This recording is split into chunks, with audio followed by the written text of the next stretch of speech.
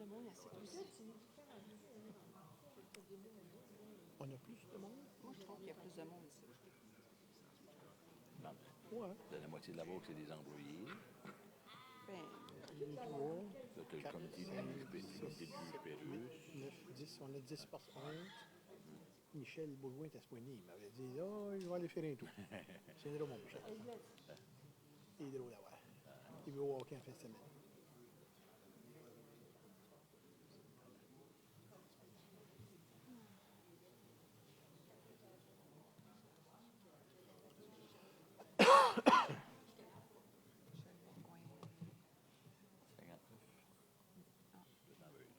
pas lui qui a gradué avec nous autres. Hein? Pas Michel Bourgoin qui a gradué avec nous autres. Michel Aupoint. Hein? Michel Aupoint. Bourgoin. Non. Beau-frère à Lise Bourgoin. Hortense.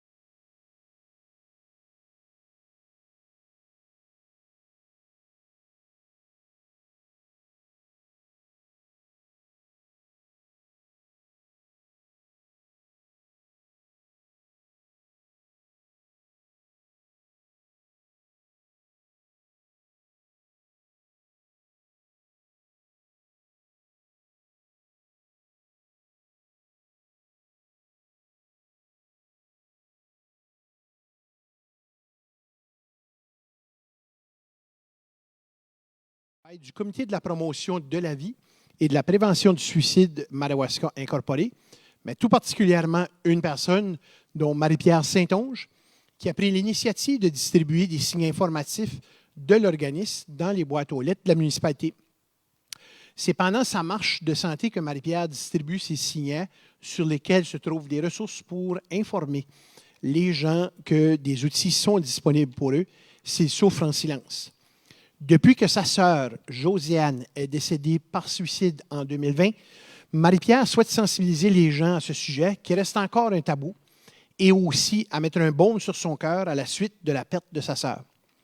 Son but ultime est de distribuer des signets dans tous les foyers de la municipalité en espérant que ces ressources puissent aider les gens à voir la lumière au bout du tunnel et peut-être même sauver des vies.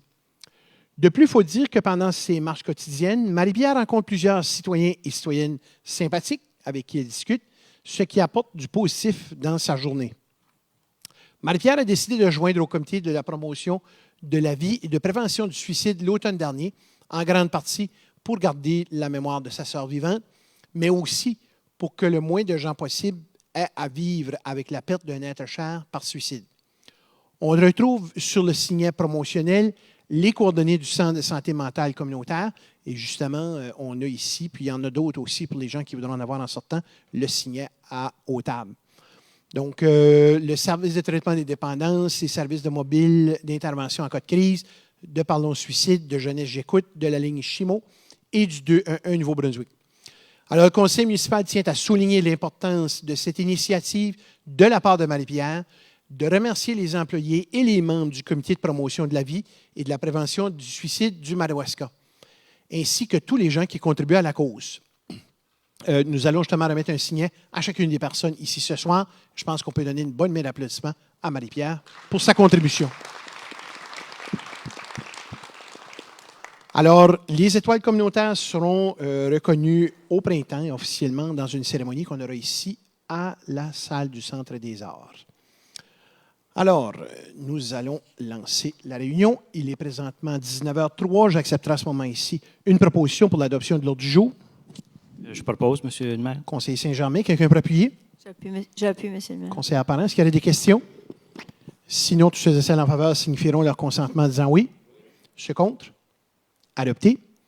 Est-ce qu'il y a une divulgation d'intérêt pour les dossiers de ce soir? J'en vois aucune. À ce moment-ci, j'irai au prochain point qui est l'adoption du procès-verbal de la réunion du 18 février 2025. C'était une réunion ordinaire publique. J'accepterai une proposition. Je vais proposer, M. le maire. Conseillère Bélanger-Nadeau, quelqu'un peut appuyer? Je vais appuyer, M. le maire. Conseiller Nadeau, est-ce qu'il y a des questions?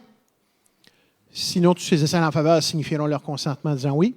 Ce contre? C'est adopté. Au point 5, plan municipal et zonage. La sous-catégorie A, nous avons une modification au plan municipal pour le 25 rue Aqueduc. On a ce soir une présentation publique de la part de M. Pascal Hudon, qui est coordonnateur au développement du territoire, et aussi M. Gagnon, Marc Gagnon, qui est promoteur du projet. Donc, nous allons laisser d'abord la parole à M. Hudon de nous expliquer les modifications au plan. Oui, merci, M. le maire. Merci au conseil, aux gens qui sont présents. Donc, on était venu le mois dernier présenter le début de la modification pour le terrain du 25 rue Aqueduc à Saint-Jacques. Donc, je vous rappelle un peu le calendrier qui est à suivre. Aujourd'hui, on est à l'étape de la présentation publique, c'est-à-dire c'est la première étape entre l'évaluation pour le plan municipal et d'entamer les procédures pour l'arrêté de zonage. Donc, aujourd'hui, moi, je fais l'introduction. Vous allez avoir aussi M. Gagnon, qui est le promoteur du projet, qui va venir ici faire une présentation. Et j'ai remarqué aussi qu'il y a des citoyens aussi du secteur qui sont venus chercher de l'information relativement à la demande. Comme j'ai mentionné, donc, demain, il y a aussi, c'est important de noter qu'il y a la réunion du comité consultatif en matière de planification qui a lieu ici même, donc à 19h, où que le comité va faire une recommandation au conseil municipal pour la suite des démarches. C'est une bonne occasion pour les gens de revenir chercher de l'information, aussi d'avoir de la discussion avec M. Gagnon, qui devrait être aussi présent. La suite des procédures devront être donc les prochaines lectures, donc en avril. Pour la deuxième lecture, il y aura aussi la prise des commentaires et objections aussi au mois d'avril relatifs à l'arrêté de zonage. Donc, la population va encore pouvoir être entendue par le conseil et aussi par l'administration. Et suite à ça, donc, s'il y a toujours raison, donc, il y aura la troisième lecture et adoption prévue pour le mois de mai. Donc, si vous me permettez, je laisserai peut-être la parole à M. Gagnon qui est ici présent. Oui. Donc, M. Gagnon peut s'avancer.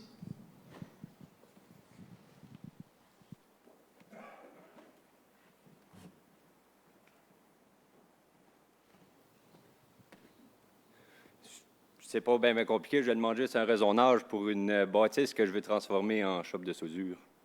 Pas bien compliqué. C'est juste que je veux me conformer à vos bails-là. Puis, tomber dans la ville d'Edmundston, ça me prend un zonage industriel, puis tout de suite, il y a C2 commercial. That's it. OK. Merci beaucoup. Donc, la présentation elle est faite.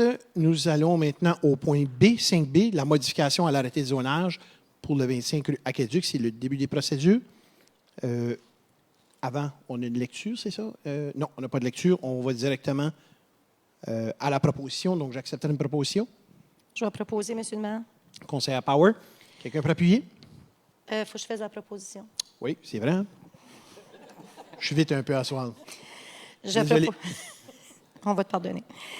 Je propose que le conseil municipal considère l'adoption d'un arrêté municipal modifiant l'arrêté de zonage d'Edmundston numéro 33R-2024 pour le changement suivant. Modifier la désignation de la propriété appartenant à Galant Entreprises Limitée, située au 25 rue Aqueduc, secteur Saint-Jacques, et identifiée par le NI 3525-3574 de C2 urbaine de quartier à I1 vitrine industrielle, afin de permettre l'implantation d'une entreprise de soudure et de fabrication. Il est résolu que le conseil municipal convoque une réunion publique pour examiner les objections et commentaires au projet d'arrêté proposé le 15 avril 2025 à 19h en la salle Saint-Jean de l'Hôtel de Ville d'Edmundston et que le greffier se charge, au nom et pour le compte du conseil, de faire publier l'avis public prescrit par l'article 111 de la loi sur l'urbanisme indiquant l'intention du conseil, la date et le lieu de cette réunion publique. Merci. Quelqu'un pour appuyer? Je vais appuyer, M. le maire. Un instant.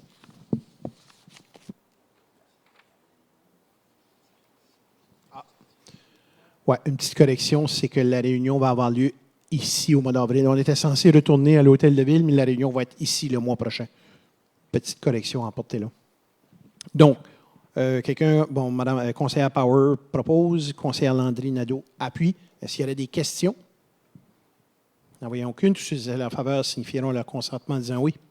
Ceux contre? Adopté.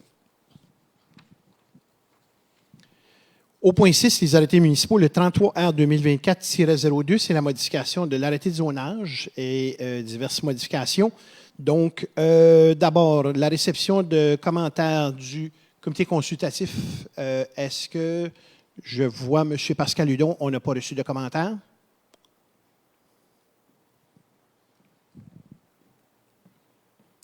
Merci, M. le maire. Donc, lors de cette dernière réunion, le comité consultatif donc, a recommandé au conseil municipal d'adopter telles quelles les modifications proposées pour le 33R 2024-02.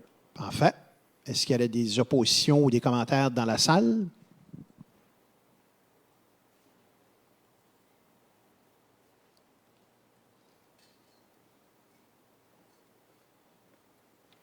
Oui, mon nom, c'est Gilles Hébert. C'est à propos du 25 rue Aquaduc. Non, pas celui-là. Celui-là, c'est parce que c'est d'autres changements qu'on a faits sur l'arrêté 33R 2024. On va revenir à celui-là à la fin. OK, mais Pour le 25 rue Aquaduc, c'est ça? Oui. Oui, mais le mois prochain. Mais vous allez pouvoir faire vos commentaires. Vous allez pouvoir aussi venir en période de questions tantôt à la fin. Mais demain, là, c'est quoi la réunion qu'il y a à propos de ça demain? Si ça ne vous dérange pas, là, je vais répondre à ça à la fin. OK. OK? Donc, je reviens au 6A, le 33R 2024-02. Est-ce qu'il y a des commentaires en lien avec ce dossier-là? N'en voyant aucun, on va à la deuxième et à la troisième lecture par titre. Madame Dubé. Donc, avant de faire la deuxième et troisième lecture par titre, je veux juste préciser aussi qu'on n'a pas reçu de commentaires par écrit au bureau du greffe. Donc, deuxième lecture par titre, arrêté municipal numéro 33R 2024-02, arrêté modifiant l'arrêté de zonage d'Edmundston. Je poursuis. Arrêté municipal numéro 33R 2024-02, arrêté modifiant l'arrêté de zonage d'Edmundston. C'était la troisième lecture par titre. Merci beaucoup. Donc, à ce moment-ci, j'accepte une proposition pour l'adoption de l'arrêté. Je vais faire la proposition, M. le maire. Conseil Desjardins. Je propose que l'arrêté municipal 33R 2024-02, intitulé « Arrêté modifiant l'arrêté de zonage d'Edmundston » soit adopté. Merci. Quelqu'un pour appuyer? Je vais appuyer, M. le maire. Conseil apparent. Est-ce qu'il y a des questions? Sinon, tous ceux et celles en faveur signifieront leur consentement en disant oui. Je compte. Adopté. Le B, le 33R 2019-10, la modification au plan municipal pour le 25 rue Aqueduc. On va d'abord faire une première lecture en entier. Madame Dubé, je vous laisse la parole. Merci, M. le maire. Arrêté municipal numéro 32R 2019-10, arrêté modifiant le plan d'aménagement municipal d'Edmundston. En vertu du paragraphe 117.1 de la loi sur l'urbanisme 2017, chapitre 19, le conseil municipal d'Edmundston adopte ce qui suit. L'arrêté municipal 32R 2019, plan d'aménagement municipal d'Edmundston, est modifié de la façon suivante. 1. Modifier la désignation de la propriété appartenant à Galant Entreprises Limited, située au 25 rue Aqueduc et identifiée par le NI 35253574 de desserte commerciale à complexe industriel. 2. L'annexe A, intitulée Plan des affectations, est modifiée par l'annexe A-10 ci-jointe en date de mai 2025. Edmundston, annexe A-10, Plan d'aménagement municipal 32R 2019-10. C'était la première lecture en entier. Merci beaucoup. Donc, au point C, le 33R 2024-03, c'est la modification de l'arrêté de zonage du 25 rue Aqueduc. La première lecture en entier. Madame Dubé. Merci, M. le maire. Arrêté municipal numéro 33R 2024-03. Arrêté modifiant, l'arrêté de zonage d'Edmundston. En vertu du paragraphe 117.1 de la loi sur l'urbanisme 2017, chapitre 19, le conseil municipal d'Edmundston adopte ce qui suit. L'arrêté municipal 33R 2024, arrêté de zonage d'Edmundston, est modifié de la façon suivante. 1. Modifier la désignation de la propriété appartenant à Galant Enterprise Limited, situé au 25 rue Aqueduc à Edmundston, et identifié par le NID 35253574 d'une zone C2 urbaine de quartier à une zone I1 vitrine industrielle. 2. En vertu de l'article 59 de la Loi sur l'urbanisme, il est résolu que la propriété située au 25 rue Aqueduc, secteur Saint-Jacques, appartenant à Galant Enterprise Limited, identifiée par le NI 35253574, permette l'usage atelier d'usinage et de soudure et qu'elle soit sujette aux conditions suivantes. A. Tout entreposage extérieur doit être à l'intérieur d'un enclos clôturé et hors des cours avant. B. Un enclos clôturé doit être installé comme prévu par le paragraphe 5.41 de l'arrêté de zonage. C. Tout bâtiment ou structure accessoire doit être situé à l'intérieur de l'enclos décrit à l'alinéa 2B. D. Les opérations doivent se dérouler entièrement à l'intérieur du bâtiment. 3. L'annexe A, intitulée « Carte de zonage » et mentionnée dans le corps de l'arrêté de zonage, est modifiée par la carte ci-jointe à titre d'annexe A-03 en date de mai 2025. Arrêté de zonage 33R 2024-03, annexe A-03, mai 2025. C'était la première lecture en entier. Merci beaucoup. Je vais faire un à côté tout de suite, puis ça va répondre justement à M. Hébert. Là, votre question, c'est que demain soir, il y a la réunion du comité consultatif en matière de planification. Ça, c'est un groupe de citoyens qui est nommé par la municipalité, donc par le maire, qui reçoit les dossiers comme ceux-là. Donc, vous pouvez venir demain soir apporter vos commentaires, vos préoccupations. Ça, c'est la première place. Le comité, lui, fait une recommandation ensuite de ça au conseil municipal qui est emmené le mois prochain. Ce qui veut dire que vous avez une deuxième occasion en avril. La réunion va être ici aussi. Vous allez pouvoir faire vos commentaires encore là pour une deuxième fois ici. Mais là, ça sera en avant du conseil municipal. Donc, c'est ça le procédé que ça suit. Là, on a fait la première lecture ce soir. La deuxième lecture le mois prochain. Puis la troisième lecture qui est prévue pour le mois de mai. Le point 6D. Le 29 « Fermeture saisonnière de la rue Courte ». Donc, M. Michaud, je vous laisse faire un sommaire de ce dossier-là.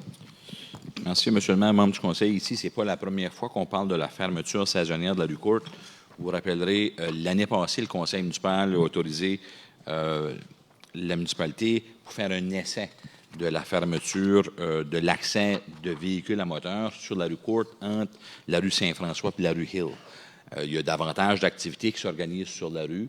On parle des food trucks, mais aussi le festival de jazz, plusieurs autres activités. Puis la période d'essai de l'année passée s'est avérée concluante. On a prévu de l'aménagement, on a prévu de l'animation. Et puis, une fois qu'on a parlé avec les différents partenaires, dont les organismes qui organisent des activités, comme la Société de développement du Centre des affaires d'Edmundston, qui fait le marché les samedis, il a été recommandé au conseil municipal de poursuivre les activités puis la fermeture d'une partie de la rue Courte aux véhicules à moteur, mais de façon annuelle, c'est-à-dire qu'à chaque année, à chaque été, à partir du dernier vendredi du mois de juin jusqu'au premier mardi du mois de septembre de chaque année, il est recommandé au conseil municipal de procéder à la fermeture de cette partie de la rue à la circulation de véhicules à moteur, exception faite aux véhicules d'urgence, par exemple. Puis, le conseil municipal, à travers son comité des arrêtés, recommande de le faire à travers d'un arrêté municipal. C'est-à-dire que le conseil municipal commencerait des procédures d'adoption d'un arrêté qui fermerait justement une partie de la rue Courte à la circulation de véhicules à moteur à chaque année, aux dates que je vous ai mentionnées tantôt, mais ça serait programmé dans l'arrêté, puis à chaque été, ça serait fermé aux mêmes dates, aux mêmes périodes que l'année passée. Merci beaucoup. Donc, nous allons faire la première lecture en entier. Madame Dubé. Merci, M. le maire. Arrêté municipal numéro 29R 2024-01. Arrêté modifiant l'arrêté réglementant la circulation, le stationnement et l'utilisation des rues d'Edmundston. En vertu des pouvoirs que lui confère l'article 113 de la Loi sur les véhicules à moteur, LRNB 1973, chapitre M 17 et ses modifications, et les alinéas 10.1o et 10.1p de la loi sur la gouvernance locale LRNB 2017, chapitre 18 et ses modifications, le Conseil municipal d'Edmundston adopte ce qui suit. 1. L'alinéa suivant est ajouté à l'article 1, interdiction. Nulle personne ne peut, conduire un véhicule à moteur sur la rue Court entre le chemin Canada et la rue Hill du dernier vendredi de juin au premier mardi de septembre de chaque année, à l'exception des véhicules d'urgence et autres véhicules nécessaires aux opérations municipales. C'était la première lecture en entier. Merci beaucoup. Donc, nous allons au point 6E, le 5Y, fermeture d'une partie de la rue Lebel. Monsieur Michaud. Merci, M. le maire, membre du Conseil. Ici, dans la stratégie municipale de la croissance ou de l'accélérateur sur l'accès au logement, on avait ciblé des propriétés municipales qui seraient rendues disponibles à des appels de proposition. Dans le cas du secteur d'Edmundston Nord en particulier, il y a une propriété municipale qui longe ou qui borne la rue La Boissonnière, qui a été acquise par le Conseil municipal, par la municipalité un an et demi passé, qui est ciblée pour lancer un appel de proposition sous peu.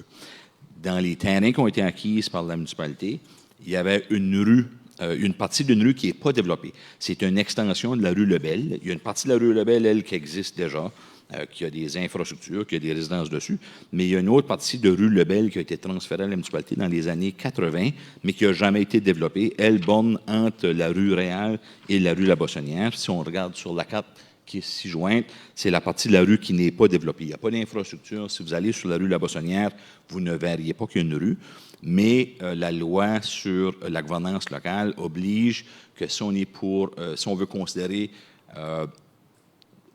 fermer ou transférer une partie d'un terrain qui a déjà été transféré comme rue municipale, il faut procéder avec un arrêté sur la fermeture de rue avant de pouvoir transférer ou consolider la propriété à d'autres. Donc ça ici, dans ce cas ici, on recommande au conseil municipal d'entretenir ou de commencer une procédure de fermeture de rue, même si physiquement les gens ne verront pas de rue de fermer, mais c'est juste que c'est une rue qui a été transférée dans les années 80. Merci beaucoup. Donc, on va faire la première lecture en entier. Madame Dubé. Merci, M. le maire. Arrêté municipal numéro 5-Y. Arrêté municipal d'Edmundston portant sur la fermeture d'une partie de la rue Lebel. En vertu des pouvoirs conférés par le sous-alinéa 10.1p2i de la loi sur la gouvernance locale, LRNB 2017, chapitre 18 et ses modifications, le conseil municipal d'Edmundston, dûment réuni, adopte ce qui suit. 1. Une partie de la rue Lebel à Edmundston, telle qu'elle est identifiée en gras sur l'annexe A, est par la présente barrée et fermée à la circulation de véhicules moteurs de façon permanente. 2. Le service des travaux publics de la municipalité d'Edmundston peut faire installer des barrières pour assurer l'observation des dispositions de l'arrêté. 3. Le présent arrêté municipal entre en vigueur le jour de son adoption. C'était la première lecture en entier. Merci beaucoup. Au point 6F, le 5Z, fermeture d'une partie de la rue Carrier. On a un peu le même principe ici. Donc, M. Michaud, je laisse expliquer ce dossier-là. Oui, merci, M. le maire, membre du conseil. Ici, on parle d'une partie de la rue Carrier dans le secteur du coin de la rue du Pouvoir. En 2023, la municipalité a acquis une parcelle ou une propriété de l'évêque catholique romain qui est du côté nord de la rue Carrier. Et puis, le conseil municipal s'est engagé en mai 2023 de transférer une parcelle de cette propriété-là pour l'aménagement de bâtiments additionnels à un propriétaire voisin. Le développeur demande maintenant à la municipalité d'annuler la largeur excédentaire de l'emprise de rue sur la rue Carrier, sur la devanture de la parcelle qui était prévue dans la résolution de mai 2023, pour l'ajouter à la parcelle qui était prévue d'être transférée au développeur. Dans ce cas ici, à la hauteur de la propriété, l'emprise de rue est beaucoup plus large. L'emprise de la rue Carrier est beaucoup plus large que les rues conventionnelles. Ordinairement, on parle d'emprise de rue de 15 mètres à 20 mètres. Dans ce cas ici, pour la rue Carrier, il y avait une emprise de rue qui était une trentaine de mètres. Donc, le conseil municipal ou l'administration a regardé, à considérer si c'était possible de canceller une partie de l'emprise de rue. Physiquement, les gens ne verront pas de différence. L'emprise de rue, la rue physique, l'asphaltage, les bordures, pas les bordures, mais la canalisation d'eau pluviale va rester à la même place. Ça ne changera pas, mais étant donné que l'emprise de rue est beaucoup plus large que le besoin de la municipalité, on est capable de recommander au conseil municipal d'annuler une partie de l'emprise de rue, c'est-à-dire que ça va prendre là aussi une procédure d'arrêté de fermeture de la rue Carrier pour ensuite pouvoir retransférer une parcelle d'à peu près 9 000 pieds carrés pour la consolider à la parcelle qui était prévue dans la résolution de mai 2023. Donc, on recommande au conseil municipal d'accepter la demande conditionnelle à ce que l'égout pluvial dans ce coin-là soit géré avec l'installation qu'on a là, et puis que la propriété, elle, pourra être revendue au propriétaire de la parcelle qui va recevoir la parcelle qui avait été prévue dans la résolution 2023 aux mêmes conditions qui avaient été prévues dans le transfert original. Donc, on recommande au conseil municipal, premièrement, de procéder à la fermeture de l'excédent de la rue Carrier pour ensuite permettre le transfert de la partie excédentaire de l'emprise de rue. Merci beaucoup. Donc, on va faire la première lecture en entier de ce dossier. Madame Dubé. Merci, Monsieur le maire. Arrêté municipal numéro 5-Z. Arrêté municipal d'Edmundston portant sur la fermeture d'une partie de la rue Carrier. En vertu des pourvoirs conférés par le sous-alinéa 10.1p2i de la loi sur la gouvernance locale, LRNB 2017, chapitre 18 et ses modifications, le conseil municipal d'Edmundston, dûment réuni, adopte ce qui suit. 1. Une partie de la rue Carrier à Edmundston, telle qu'elle a été identifiée comme parcelle 2025A sur l'annexe A, est par la présente barrée et fermée à la circulation de véhicules moteurs de façon permanente. 2. Le service des travaux publics de la municipalité d'Edmundston peut faire installer des barrières pour assurer l'observation des dispositions de l'arrêté. 3. Le présent arrêté municipal entre en vigueur le jour de son adoption. C'était la première lecture en entier. Merci beaucoup. Donc, on poursuivra le mois prochain avec les prochaines lectures. Au point 7, dans les autres dossiers municipaux, le législatif, nous avons ce soir l'adoption de la politique administrative 38 sur la priorisation des investissements en immobilisation. Monsieur Michaud. Merci, M. le maire. Ici, concernant le texte, là, je vais la lire en entier. Et puis, c'est une recommandation au conseil municipal d'adopter une politique qui priorise, qui est un outil de prise de décision pour aider au conseil municipal à prioriser ses investissements dans les projets capitaux. Les propositions d'investissement en immobilisation proviennent de différentes sources. Ça peut être des initiatives ou des priorités du conseil municipal. Ça peut être des initiatives ou des priorités établies par les services municipaux. Ça peut être des demandes de citoyens à travers des requêtes. Ça peut être le plan stratégique de la municipalité ou ça peut être des recommandations qui sont issues du plan de gestion des actifs de la municipalité. Ces propositions regroupent généralement des améliorations de services, des éléments soutenant la croissance et le développement, des projets visant à l'amélioration de la qualité de vie et des réinvestissements dans les actifs municipaux existants. Le conseil municipal et le personnel ont élaboré une politique de priorisation des investissements en immobilisation afin de définir le cadre et des critères pour la sélection des projets à Edmundston. Cette politique respecte le plan stratégique adopté par le conseil municipal et assure un financement adéquat en lien avec le plan décennal des investissements et le plan de gestion des actifs et n'est pas très différent de ce que la municipalité faisait en fait par le passé. La priorisation des investissements se fera donc selon la politique, de la manière suivante. De manière à ce que les investissements soient conformes aux exigences légales, réglementaires ou judiciaires des différents paliers gouvernementaux. Les investissements améliorent la sûreté et la sécurité des actifs en général de la municipalité.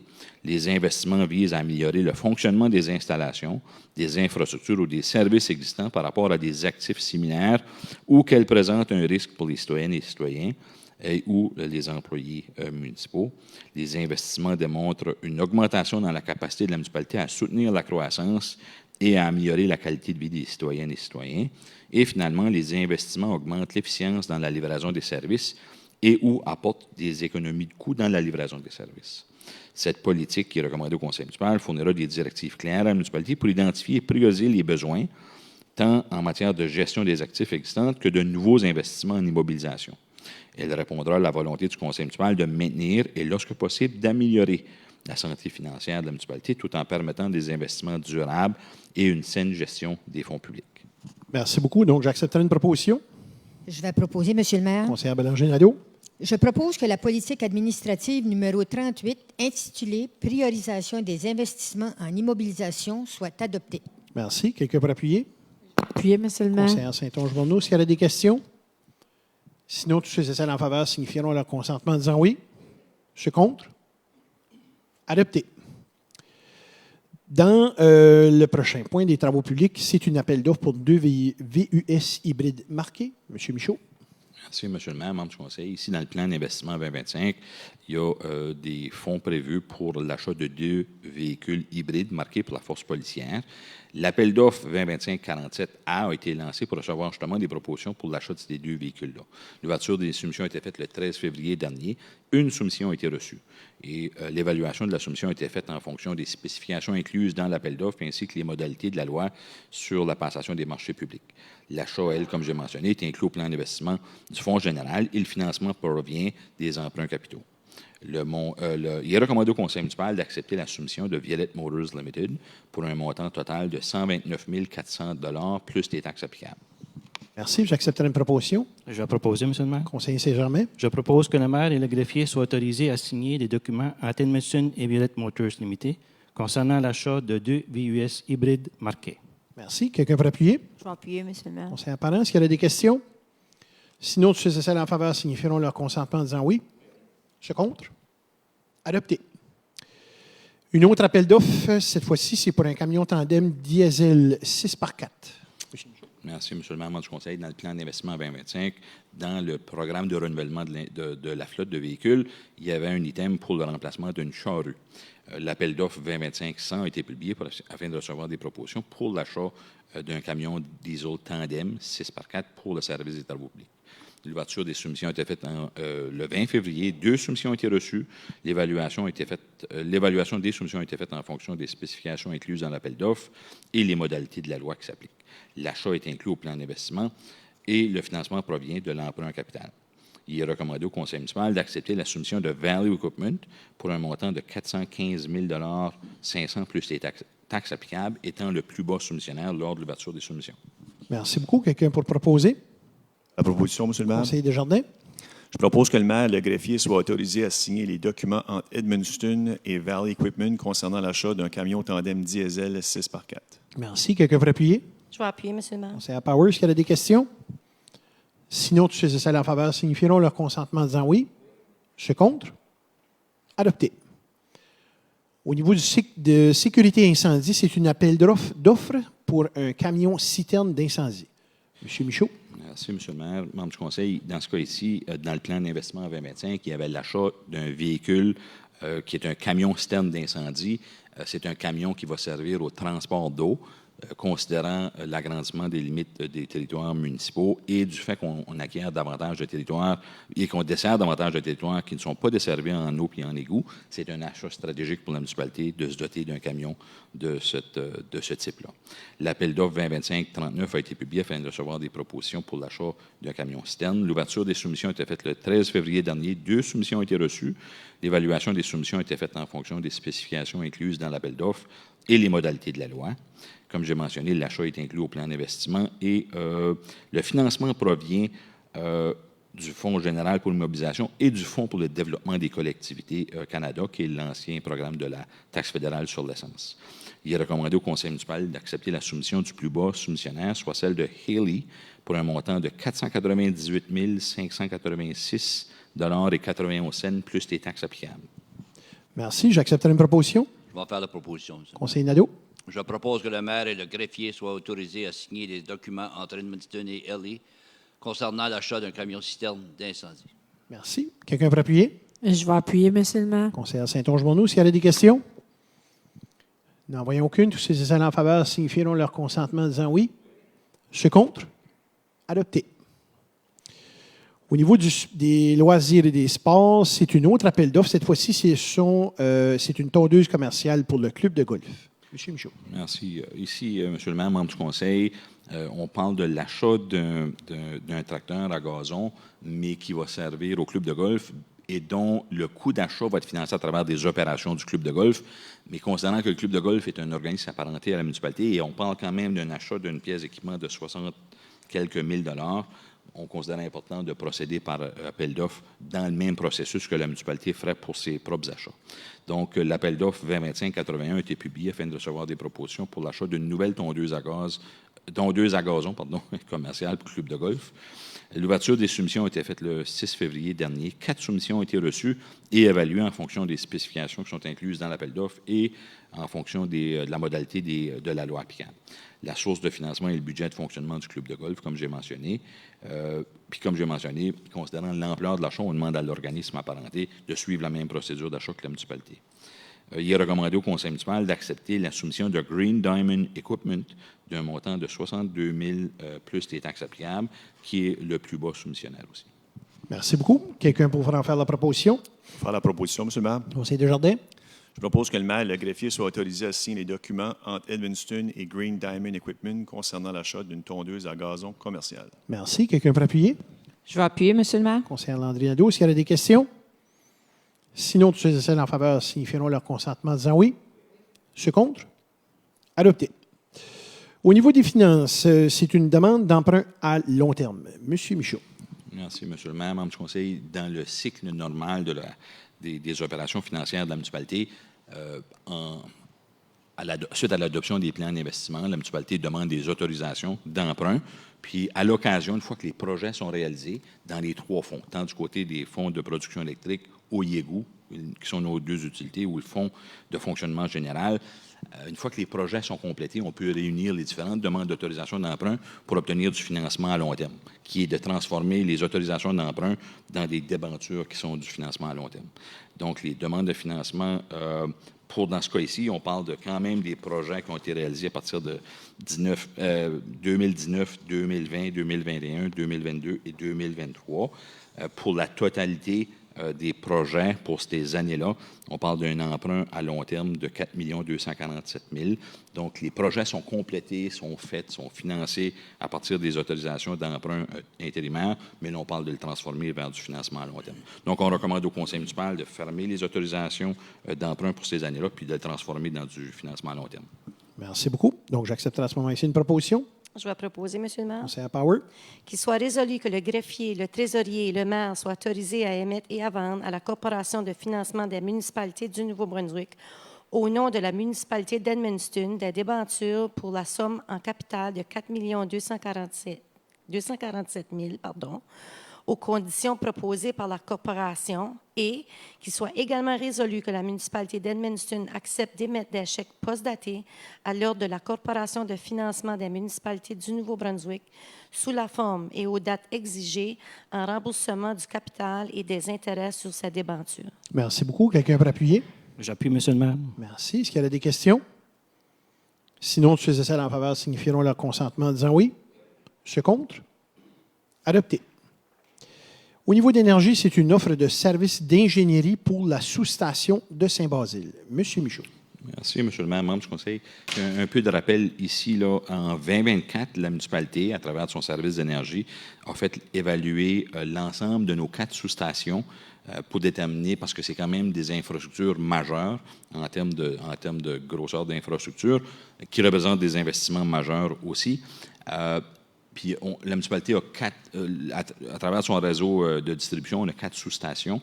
Donc, l'évaluation des sous-stations a été faite l'année passée. Puis, il y a une recommandation qui a été faite au conseil municipal de commencer à inclure du financement pour du remplacement de ces 4 sous-stations-là. Dans son plan d'évaluation, il a été recommandé de commencer par la sous-station de Saint-Basile, qui est une sous-station qu'on ne voit pas nécessairement à partir de l'autoroute. Elle est à la hauteur du centre Madawaska, mais plus à l'arrière. Ce n'est pas celle d'Iroquois, d'Enby Power, mais celle de la municipalité.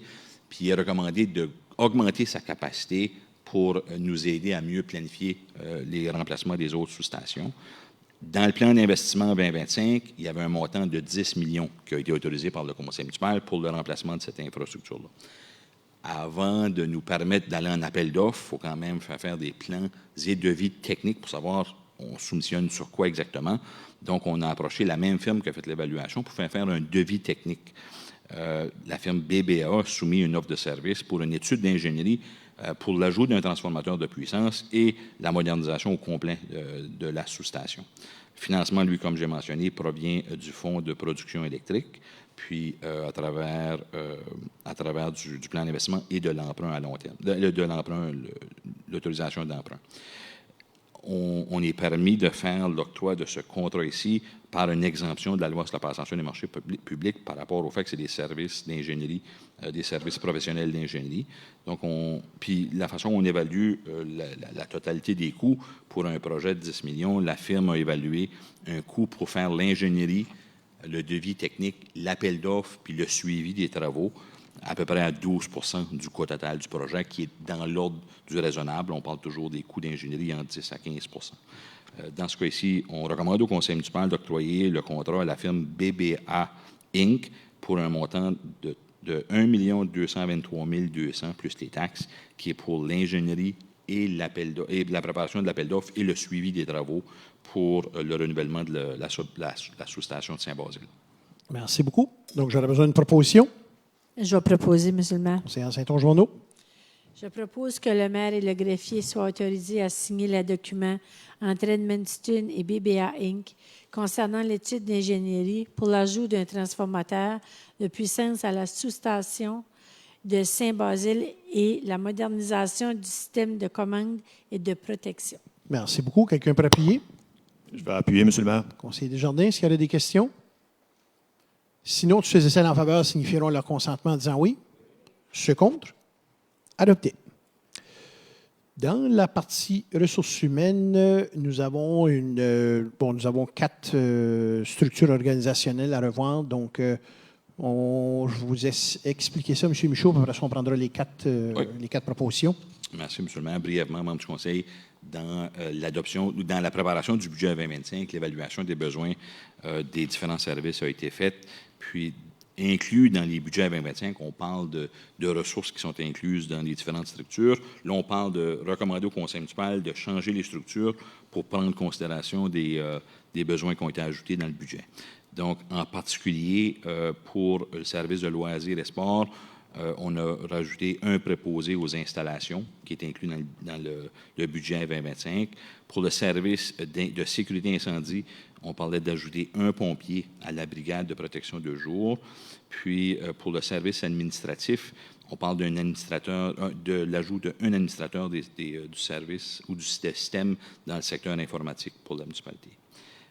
Dans l'autre partie, elle, pour la structure des opérations puis des travaux publics, c'est plus du ménage. C'est que du temps qu'on a fait des changements de responsabilité au niveau du directeur des opérations, on veut refléter la structure où ce que le service d'ingénierie va suivre le directeur des opérations qui va être rapatrié au secteur des opérations, puis le service de propriété bâtiment ou le secteur de propriété bâtiment va retourner sous la responsabilité du service des travaux publics. Ça se fait sans ajout de responsabilité. Donc, on recommande au Conseil municipal de modifier les structures des services administratifs, services de loisirs et sports et des opérations et services de sécurité incendie. Donc, nous allons prendre la première pour le service administratif. J'accepterai une proposition. Je vais proposer, M. le maire. Conseillère Landry Nadeau. Je propose que la structure organisationnelle des services administratifs soit adoptée telle qu'elle a été présentée. Merci. Quelqu'un veut appuyer? J'appuie, M. le maire. Conseillère Parent, est-ce qu'il y a des questions? Sinon, tous ceux et celles en faveur signifieront leur consentement en disant oui. Ceux contre? Adopté.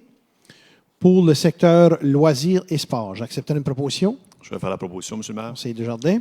Je propose que la structure organisationnelle révisée du service des loisirs et des sports soit adoptée telle qu'elle a été présentée. Merci. Quelqu'un peut appuyer? J'appuie, M. le maire. Conseiller Saint-Germain, est-ce qu'il y a des questions?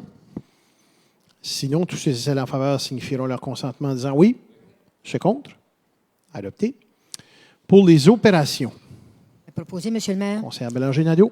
Je propose que la structure organisationnelle révisée des opérations soit adoptée telle qu'elle a été présentée. Merci. Quelqu'un peut appuyer? J'appuie, M. le maire. Conseiller Nadeau, est-ce qu'il y a des questions? Sinon, tous ceux et celles en faveur signifieront leur consentement en disant oui.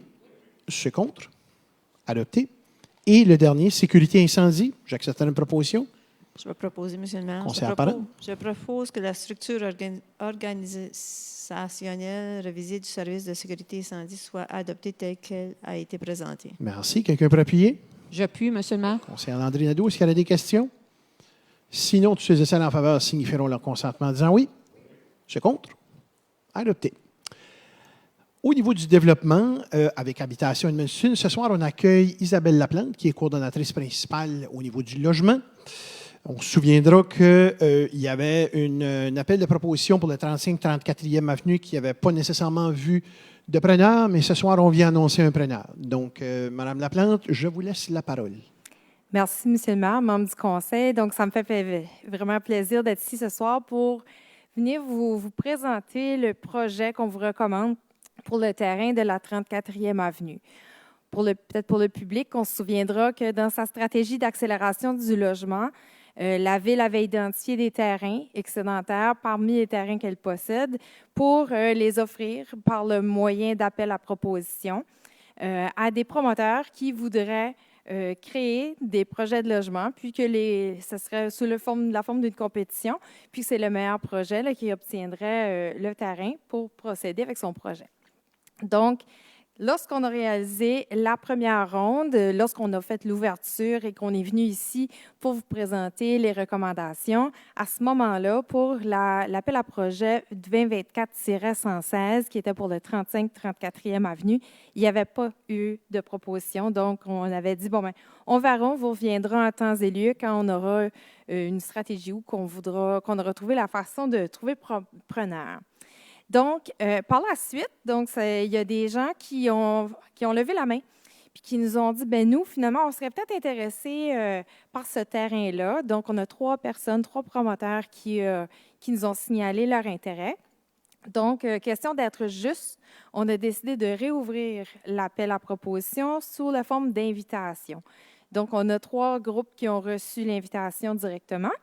Et on leur avait donné jusqu'au 3 mars pour nous soumettre des projets. Donc, au moment de l'ouverture des propositions, le 3 mars, il y a une proposition qui a été officiellement reçue. Et c'était la proposition de Von Garden Estates, qui est M. Daniel Desjardins. Donc, cette proposition-là a été évaluée et une note lui a été attribuée selon la grille d'évaluation qui faisait partie de l'appel à proposition.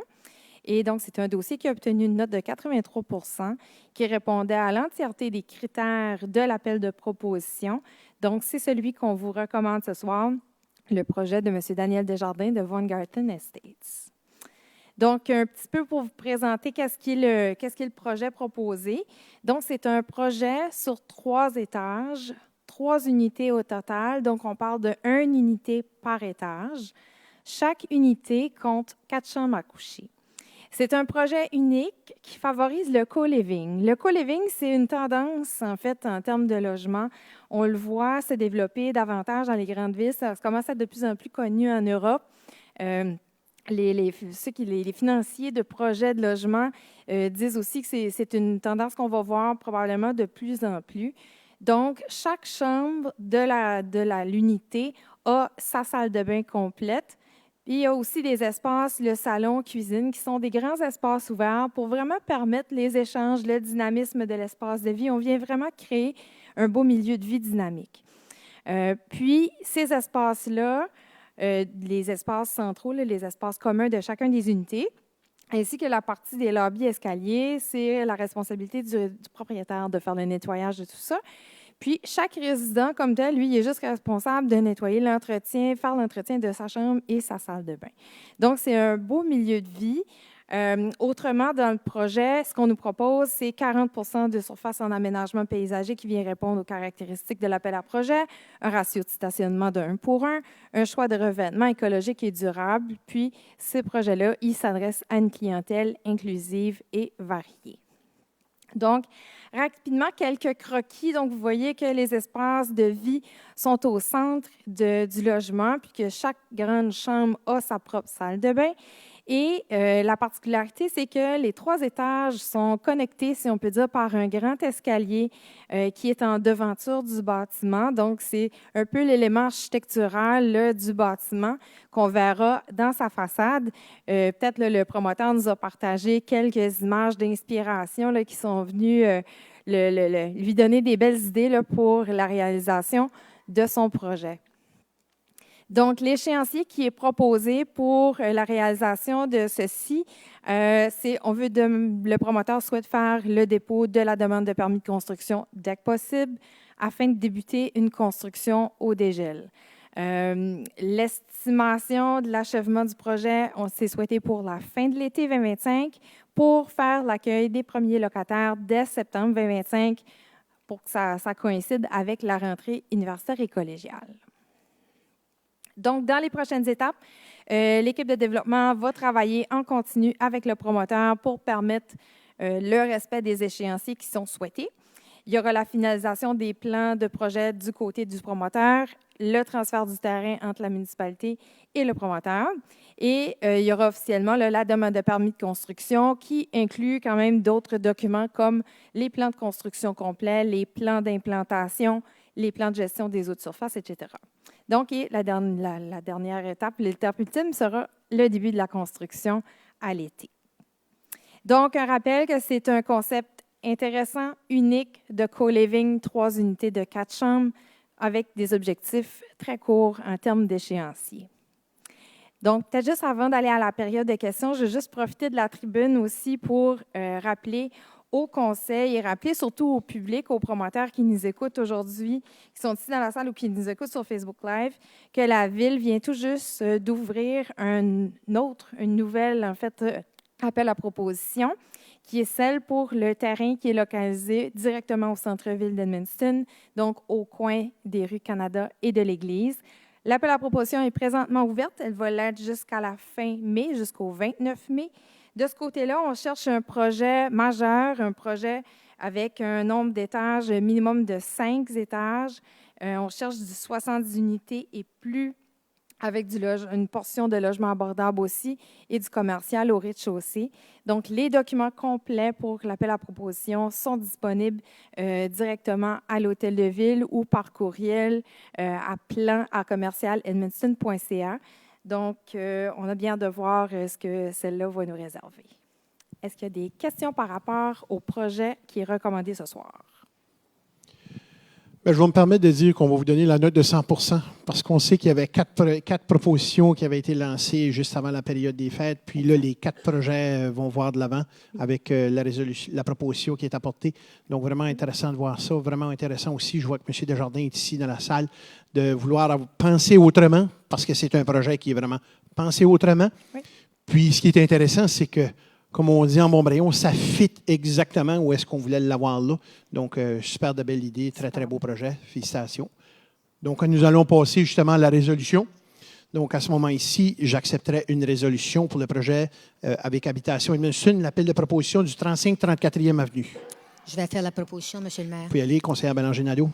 Je propose que le Conseil accepte le projet soumis par Vaughan Garden Estates 608128 NB Inc., pour l'appel à proposition 2024-116 portant sur un projet de développement résidentiel sur une propriété municipale située au 34e Avenue et identifiée par le NI 35125236. Je propose également que le maire et le greffier soient autorisés à signer les documents entre Edmundston et Vaughan Garden Estate 608128 NB Inc., concernant une convention exécutoire et le transfert de la propriété à cette entité. Merci beaucoup. J'accepte. Est-ce qu'il y aurait quelqu'un pour seconder? Je vais seconder, M. le maire. Conseillère Power, s'il y avait des questions. Sinon, tous ceux et celles en faveur signifieront leur consentement en disant oui. Ceux contre? Adopté. M. Desjardins, félicitations. On peut vous donner une bonne main d'applaudissement. Donc, il y a un communiqué de presse que je lève l'embargo et essentiellement, c'est la présentation que Mme Laplante a faite et je suis convaincu que M. Desjardins ne sera pas loin pour parler avec les médias après. Peut-être. Dans les informations générales, la nomination du personnel depuis la dernière réunion publique. Donc, nous avons M. Russell Chilembois, qui est coordonnateur du développement économique. M. Russell n'est pas avec nous ce soir, mais on peut lui donner une bonne main d'applaudissement parce qu'il a commencé depuis la semaine dernière. La prochaine réunion ordinaire publique aura lieu le mardi 15 avril 2025. Et oui, elle va encore se passer ici au Centre des Arts. Les réunions ne sont pas encore tout à fait terminées dans la salle Saint-Jean. Donc, ça se passera ici le mois prochain. Le résumé des dépenses encourues par les membres du Conseil pour le mois de février, vous l'avez à l'écran, c'est aussi disponible à l'Hôtel de Ville. Le 21 mars, l'Hôtel de Ville sera illuminé en bleu à l'occasion de la journée pour l'élimination de la discrimination raciale. Le 26 mars, l'Hôtel de Ville sera illuminé en violet. Cette fois-ci, c'est à l'occasion de la journée lavande pour l'épilepsie. Le 2 avril, l'Hôtel de Ville sera illuminé en bleu à l'occasion de la journée mondiale de l'autisme. Et ce soir, nous accueillons monsieur le juge à la retraite, donc M. Pérus, qui vient nous faire un rapport intérimaire du comité de révision des quartiers électoraux et de la représentativité, comité qui a été formé justement, le mandat a été donné par le conseil municipal avant la période des fêtes. Et j'ai bien hâte de voir qu'est-ce que vous avez là-dedans, parce qu'on va l'apprendre tout en même temps. Bonsoir, M. le maire. Bonsoir à tous. Fin décembre, dernière réunion municipale publique, j'ai reçu le mandat de constituer un comité afin de réviser les quartiers électoraux et le mode de représentation dû à la réforme sur la gouvernance locale en 2023. Alors, le mandat, entre autres, pour le public, constitue à délimiter les quartiers électoraux et de regarder les modes de représentation. L'objectif, c'était de recommander un modèle de représentation de citoyens et citoyennes qui reflète cette nouvelle entité municipale. Et le but, c'est d'assurer une représentation effective et équitable. Donner aux communautés qui forment cette nouvelle ville une voix dans le processus de prise de décision. Alors, le comité a été constitué avant les fêtes. Alors, dans un laps de temps assez court, afin de pouvoir commencer nos travaux en date du 6 janvier 2025, à la grande surprise de la municipalité, parce que la période de congé se terminait ce matin-là. Alors, nous, on avait le mandat, entre autres, de consulter et écouter la population, tenir compte des enjeux géographiques, sociaux et démographiques, de regarder aux infrastructures de la ville, d'examiner les différents modèles de représentation qui existent sur la loi de la gouvernance, modèle hybride, traditionnel et général. Je reviens dans quelques instants. Alors, le travail du comité à ce jour, la première rencontre, comme j'ai mentionné, c'était le 6 janvier 2025. Rencontre organisationnelle, on a développé 3 plans d'action. Le plan de travail, le plan de communication et le plan à développer, celui de la façon qu'on allait conduire les audiences publiques. La journée du 6 janvier fut quand même assez dynamique. En plus, cueillir de l'information, rencontre avec les responsables de communication, géomaticiens et urbanistes, afin d'avoir des cartes virtuelles, avoir un portrait ensemble de ce qui se passe en ville. On a développé à partir de là un plan de travail. On se rencontrait à chaque lundi à partir de 9h, de 9h à midi. Il y a des semaines en janvier qu'on s'est rencontrés de façon additionnelle, puisque le temps était et les échéanciers étaient courts. Et il fallait être sensible aux moyens de communication qu'on allait se servir afin qu'on puisse les distribuer avant les dates fixées pour les audiences publiques.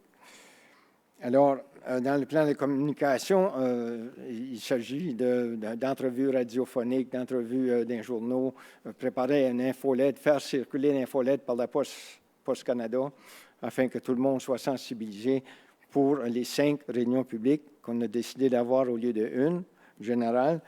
Puis on l'a distribué dans chaque coin des quartiers de la ville afin d'aller vers la population, puisque tout le monde puisse se présenter et commenter. La façon qu'on a structuré les rencontres publiques, on l'a fait sous forme d'exercice. On a pris les 3 modèles, on a développé des questionnaires. Le public est invité, dépendant du nombre qui se présentait en soirée, on les divisait par table avec un modérateur.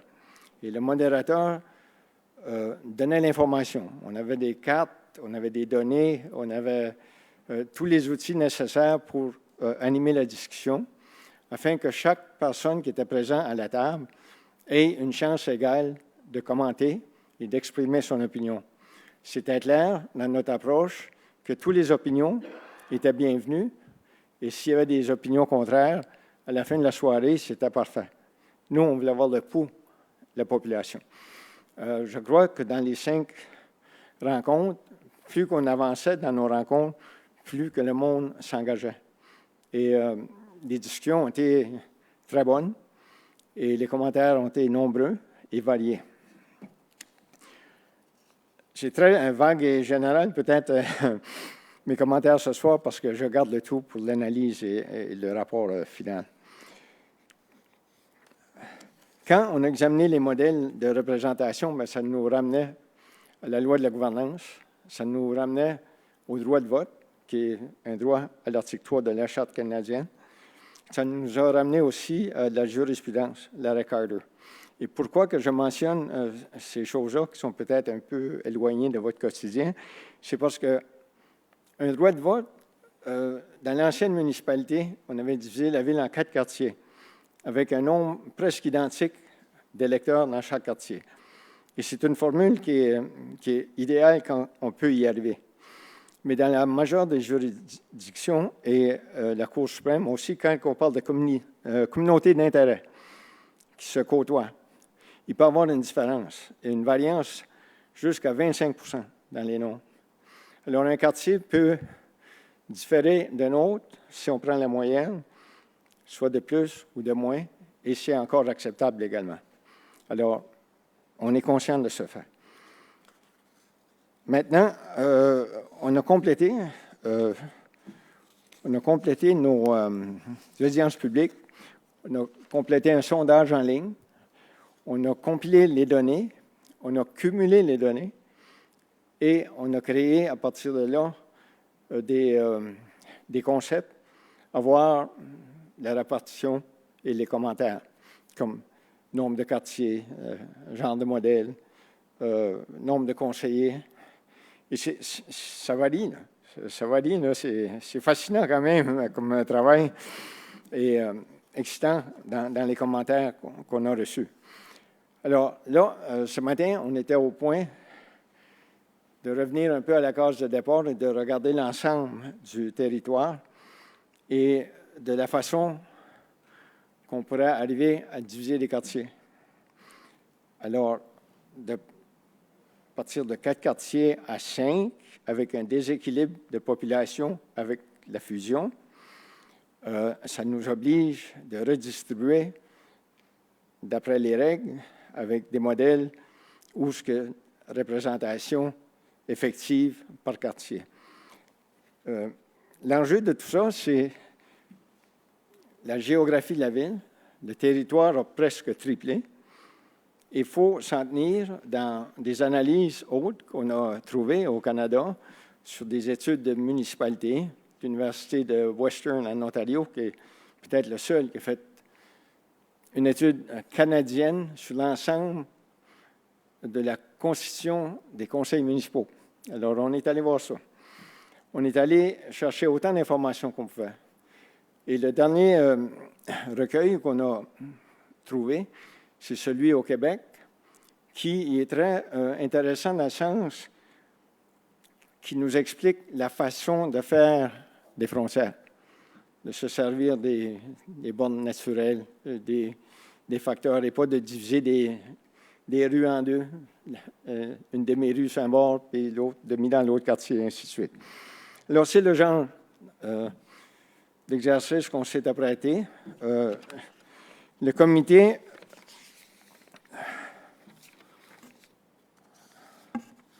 très dynamique est constitué de Mlle Dominique Babineau, M. Jacques Desjardins, qui est présent ici, Mme Mado-Madeleine Dubé, Mme Noéline Lebel, M. Bernard Lebel et moi-même.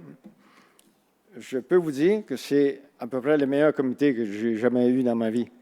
Ils sont très ambitieux, très dynamiques, très curieux et très expérimentés. Au niveau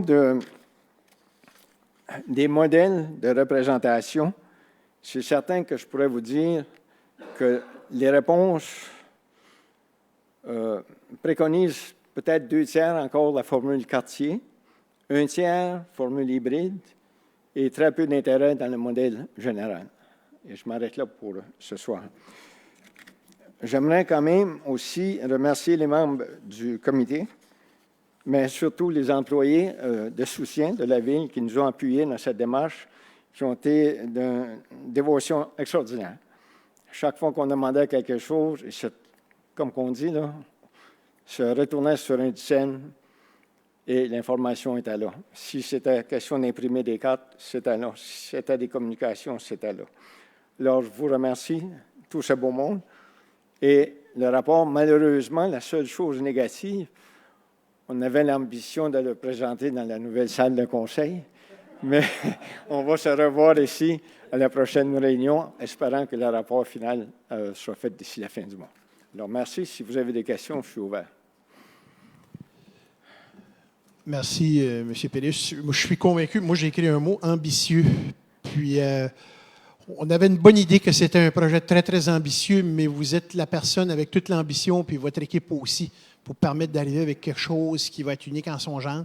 Puis, je suis convaincu que ce qui va sortir de là va représenter ce que la population a été voir, les quelques centaines de personnes qui ont été vous voir, mais aussi à travers le sondage. Donc, je suis convaincu qu'on aura quelque chose d'intéressant. On attend déjà la présentation du mois prochain.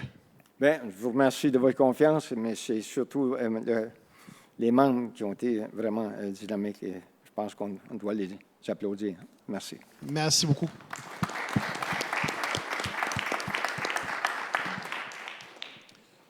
Alors, à ce moment-ci, j'ouvre le micro pour la période de questions. Comme à l'habitude, vous avez un maximum de 10 minutes. Vous nommez d'où vous venez, votre adresse et vous apportez votre point.